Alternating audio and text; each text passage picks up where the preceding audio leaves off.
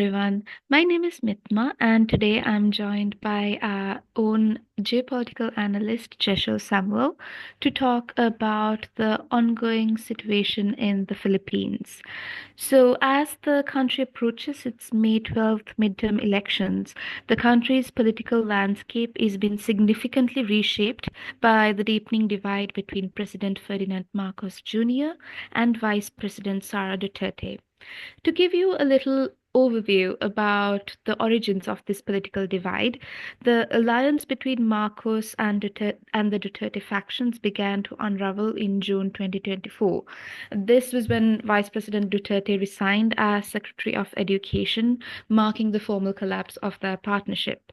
Now, this rift has since intensified, and it's driven in part by impeachment complaints filed against Duterte in the House of Representatives.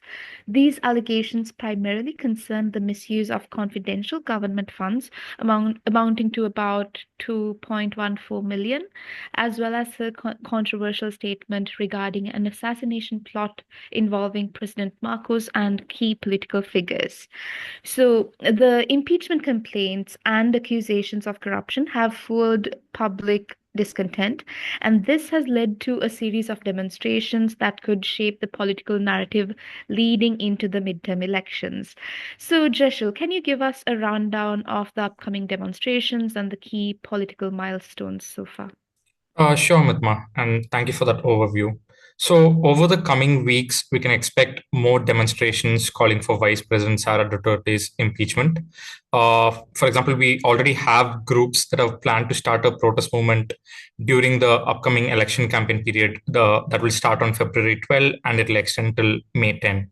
And these protests are also likely to be targeted towards Sara's father and former President Rodrigo Duterte.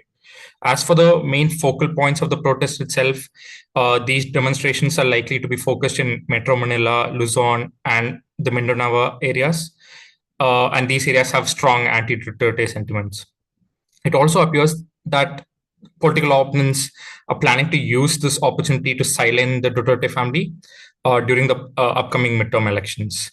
So one thing that we would say is that businesses in close proximity to the protest site are likely to be affected during the demonstrations.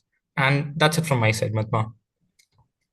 Yes, that's a very important point that you brought out, especially about businesses being affected by the ongoing situation. So it is clear that the Marcos Duterte split is more than just a political rivalry. It is reshaping the Philippine politics, especially heading into the midterm elections. So the upcoming protests combined with the high stakes elections will gain momentum in the coming weeks. Please contact APAC Assistance if you need any further clarification regarding the ongoing situation in the Philippines or the Asia Pacific region. Thank you for joining us.